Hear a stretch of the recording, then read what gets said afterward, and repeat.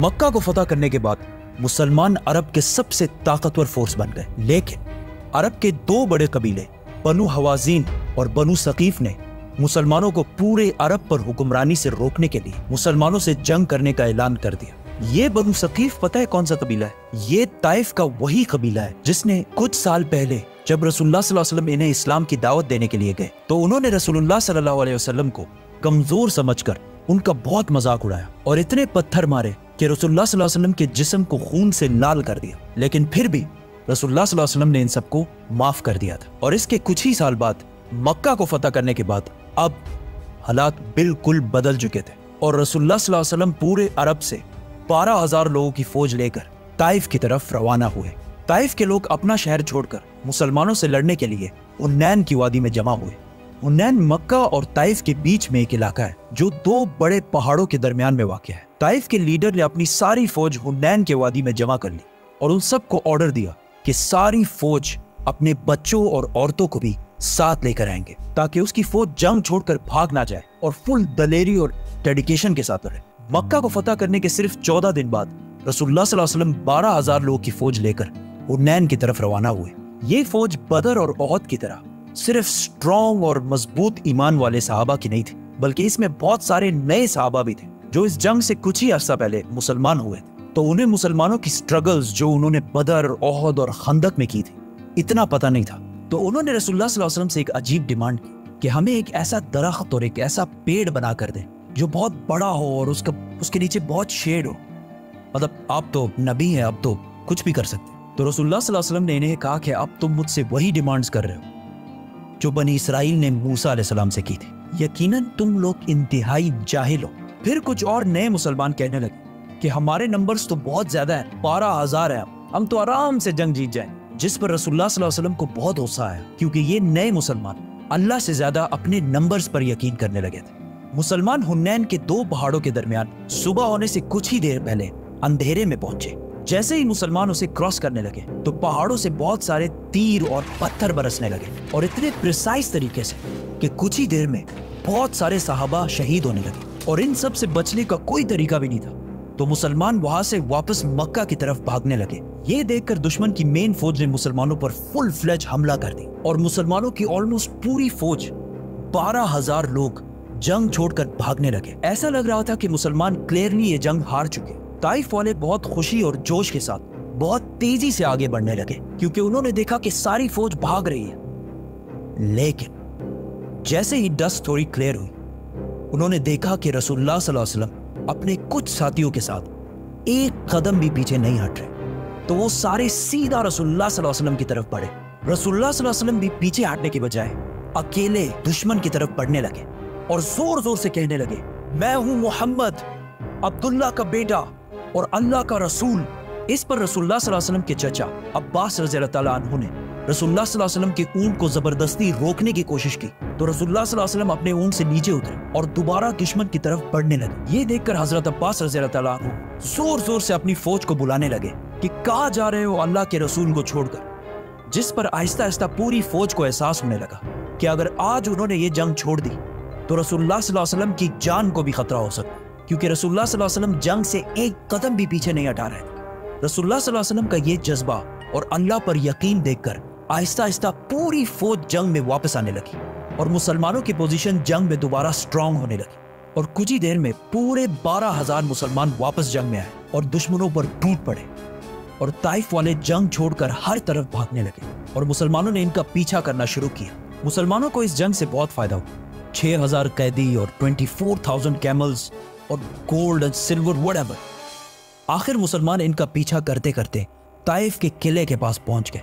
لیکن طائف والوں نے پہلے ہی 1 سال کا خوراک اندر جمع کر کے اپنے آپ کو قلعے میں سیکیور کر لیا تھا۔ مسلمانوں کی بہت کوشش کے باوجود بھی یہ قلعہ فتح نہ ہو سکا، جس کی وجہ سے مسلمانوں نے یہاں پر بہت دن گزارے۔ خالد بن ولید رضی اللہ تعالیٰ عنہ ہر دن قلعے کے سامنے جاتے اور ان کو زور زور سے لڑنے کے لیے چیلنج کرتے، لیکن ایک بندہ بھی ڈر سے باہر نہیں نکلتا۔ ایک دن رسول اللہ صلی اللہ علیہ وسلم نے اعلان کیا کہ طائف میں جتنے بھی غلام ہیں اگر وہ ان کو چھوڑ کر مسلمانوں کو جوائن کر لیں تو وہ انہیں آزاد کر دیں، جس کی وجہ سے آہستہ آہستہ بہت سارے غلام طائف سے مسلمانوں کی طرف آنے لگے۔ آخر رسول اللہ صلی اللہ علیہ وسلم نے فیصلہ کیا کہ اب ان پر اور ٹائم ضائع کرنے کا کوئی فائدہ نہیں کیونکہ یہ اب مسلمانوں کا کچھ بھی نہیں بگاڑ سکتے۔ تو مسلمان وہاں سے واپس مکہ کی طرف روانہ ہو۔ جانے سے پہلے کچھ مسلمانوں نے رسول اللہ صلی اللہ علیہ وسلم سے کہا ویسے بھی ہم واپس جا رہے ہیں، ایٹ لیسٹ ان کے لیے کوئی بدعا تو کرے۔ تو رسول اللہ صلی اللہ علیہ وسلم نے اپنے ہاتھ اٹھائے اور اللہ سے دعا کی کہ اے اللہ، طائف والوں کو میرے پاس مسلمان بنا کر لیا۔ مسلمان واپس آخر مکہ پہنچ گئے۔ اب یہاں مدینہ والوں کو لگ رہا تھا کہ اب رسول اللہ صلی اللہ علیہ وسلم اپنے نیٹو شہر مکہ کو کیپٹل بنائیں گے اور مدینہ والوں کو ہمیشہ کے لیے چھوڑ دیں گے۔ اس جنگ میں جتنا مال مسلمانوں کے ہاتھ آیا تھا اس میں سے بہت بڑا حصہ رسول اللہ صلی اللہ علیہ وسلم نے مکہ والوں کو دے دیا، جو ابھی کچھ ہی دن پہلے مسلمان ہوئے تھے، جس میں 100 اونٹ رسول اللہ صلی اللہ علیہ وسلم نے ابو سفیان کو بھی دیے۔ اور اس سے صرف ایک مہینہ پہلے ابو سفیان مسلمانوں کا سب سے بڑا دشمن سمجھا جاتا۔ جب انہیں 100 اونٹ ملے تو انہوں نے کہا یا رسول اللہ، میرا بیٹا یزید، تو رسول اللہ صلی اللہ علیہ وسلم نے انہیں بھی 100 اونٹ دیے۔ تو انہوں نے کہا یا رسول اللہ، میرا بیٹا معاویہ، تو انہیں بھی 100 اونٹ دیے گئے، جس پر مدینہ والوں کو یہ بات بہت عجیب، اور ان میں سے ایک نے یہ تک کہا کہ ہماری تلواروں سے ان مکہ والوں کا خون ابھی تک ٹپک رہا ہے اور یہاں سارا مال انہی کو دیا جا رہا ہے۔ اور ایک اور شخص نے کہا کہ ہو سکتا ہے یہ رسول اللہ صلی اللہ علیہ وسلم کے اپنے ہیں، اسی لیے ان کو اتنا کچھ دیا جا رہا ہے۔ جب رسول اللہ صلی اللہ علیہ وسلم کو ان سب باتوں کا پتہ چلا تو انہوں نے مدینہ کے سارے انصار کو ایک جگہ جمع کیا اور انہیں کہا کہ کیا تم لوگ گمراہ نہیں تھے اور میری وجہ سے اللہ نے تم لوگوں کو سیدھے راستے پہ لگایا؟ کیا تم لوگ غریب نہیں تھے اور اللہ نے تمہیں بہت سارا مال دیا اور تم سارے تو آپس میں لڑتے رہتے تھے اور اللہ نے تمہیں یونائٹڈ اور ایک بنا دیا؟ انہوں نے کہا یہ سب بالکل سچ ہے۔ تو رسول اللہ صلی اللہ علیہ وسلم نے ان سب سے کہا کہ اب یہ ساری باتیں تم مجھے بھی کہو کہ جب آپ کے اپنے لوگوں نے آپ کو ریجیکٹ کیا تو ہم نے آپ کی مدد کی، جب آپ کو پورے عرب میں کوئی پناہ نہیں دے رہا تو ہم نے آپ کو پناہ دی، اور جب آپ غریب اور کمزور تھے تو صرف ہم آپ کے ساتھ کھڑے تھے۔ پھر رسول اللہ صلی اللہ علیہ وسلم نے کہا کہ کیا یہ بہتر نہیں ہے کہ یہ لوگ اپنے ساتھ دنیا کا مال، اونٹ، بکریاں لے جائیں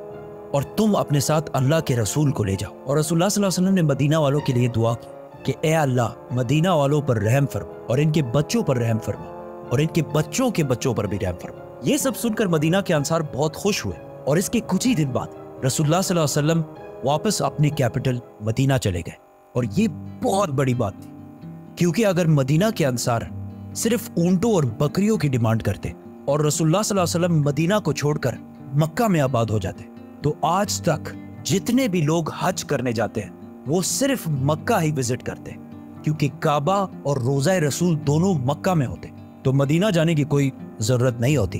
لیکن پچھلے 1400 سال سے مدینہ کی پوری اکانومی صرف اس بات سے چلتی ہے کہ وہاں رسول اللہ صلی اللہ علیہ وسلم کا روزہ مبارک ہے، جس سے ہر سال لاکھوں لوگ پوری دنیا سے مدینہ کی طرف جاتے ہیں اور مدینہ والے بلینز آف ڈالرز کماتے ہیں۔ رسول اللہ صلی اللہ علیہ وسلم نے مدینہ والوں کی اولاد کے لیے جو دعا مانگی تھی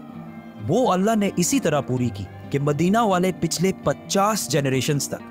بالکل امن اور ایک سٹیبل اکانومی میں رہتے ہیں۔ اور ایک سٹیبل اکانومی کتنی ضروری ہوتی ہے یہ پاکستانیوں سے بہتر کسی کو پتہ نہیں ہو، اور مدینہ کی یہ سٹیبلٹی قیامت تک چلتی رہے گی۔ حنین کی جنگ رسول اللہ صلی اللہ علیہ وسلم کی عربیوں سے آخری جنگ تھی۔ عرب کی آپس میں جو سول وار بدر کے میدان سے شروع ہوئی تھی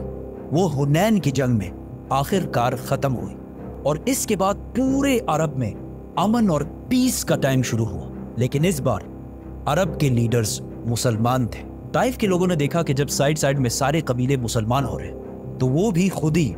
وداؤٹ اینی فائٹ رسول اللہ صلی اللہ علیہ وسلم کے پاس آ کر مسلمان ہو گئے۔ رسول اللہ صلی اللہ علیہ وسلم نے خود ایک بار کہا کہ طائف کا دن ان کی زندگی کا سب سے مشکل ترین دن تھا،